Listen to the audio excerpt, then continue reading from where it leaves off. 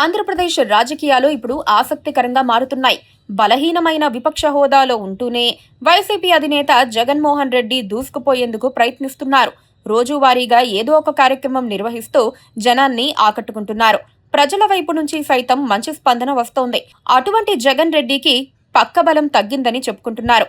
పార్టీలో జగన్ నెంబర్ 1 అయినా నెంబర్ 2 స్థానాన్ని ఆక్రమించేందుకు తగిన నాయకుడు లేకుండా పోయారని విశ్లేషణలు వినిపిస్తున్నాయి. పైగా ఢిల్లీలో పనులు చక్కబెట్టే సమర్థ నాయకుడు ఒక్కరు కూడా కనిపించడం లేదని చెప్పుకుంటున్నారు. ఈ క్రమంలో పార్టీని వీడిపోయిన మాజీ ఎంపీ విజయసాయిరెడ్డిని తిరిగి వైసీపీలోకి ఆహ్వానించి తగిన పదవి ఇచ్చే అంశాన్ని కూడా పరిశీలిస్తున్నట్లుగా చెబుతున్నారు.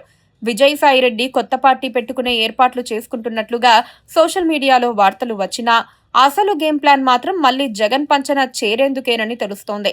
కొందరు మధ్యవర్తుల ద్వారా జరిగిన చర్చల సందర్భంగా విజయసాయిరెడ్డి చేరికకు జగన్ విముఖత వ్యక్తం చేయలేదని విశ్వసనీయ సమాచారం అందుతోంది. విజయసాయిరెడ్డి మళ్లీ పొలిటికల్ ఎంట్రీ ఇస్తున్నారు. వైసీపీ వీడిన తరువాత రాజకీయాలకు గుడ్ బై చెబుతున్నట్లు సాయిరెడ్డి ప్రకటించారు. అయితే పూర్తిగా రాజకీయాలకు దూరం కాలేదు.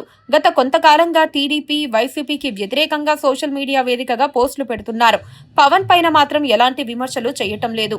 అప్పుడప్పుడు హిందుత్వ స్వరం వినిపించే విధంగా పోస్టులు కనిపిస్తున్నాయి.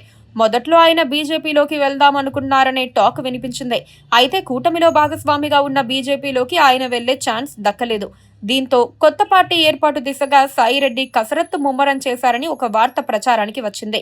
రాష్ట్ర వ్యాప్తంగా పార్టీ నిర్మాణానికి సంబంధించిన ప్రాథమిక సన్నాహాలను విజయసాయిరెడ్డి ప్రారంభించినట్లుగా కూడా సోషల్ మీడియా కోడైకొస్తోంది.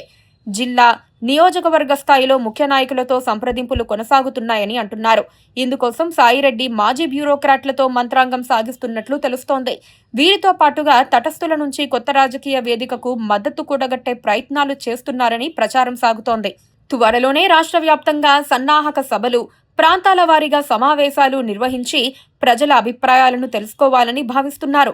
అయితే ఇదంతా పై గేమ్ అని, చిట్ట చివరకు జగన్ పార్టీలోకి పునరాగమనం కోసం చేస్తున్న ప్రయత్నమని కూడా సమాచారం అందుతోంది. జగన్ రెడ్డి వద్దకు వెళ్లేందుకు విజయసాయి ప్రయత్నిస్తున్నారన్నది అత్యంత విశ్వసనీయ సమాచారం. ఇప్పటికే కొందరు కామన్ ఫ్రెండ్స్ ద్వారా పావులు కదిపారట.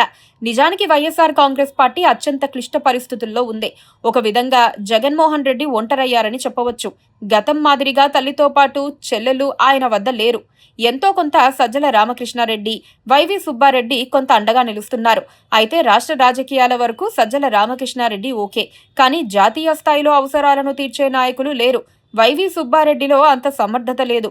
అందుకే విజయసాయిరెడ్డి అవసరం ఇప్పుడు వైఎస్ఆర్ కాంగ్రెస్ పార్టీకి ఏర్పడినట్లు తెలుస్తోంది.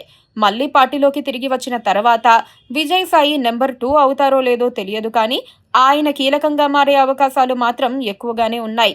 ఢిల్లీలో ఆయన పోగొట్టుకున్న స్థానం తిరిగి దక్కే అవకాశాలు ఎక్కువగానే కనిపిస్తున్నాయి.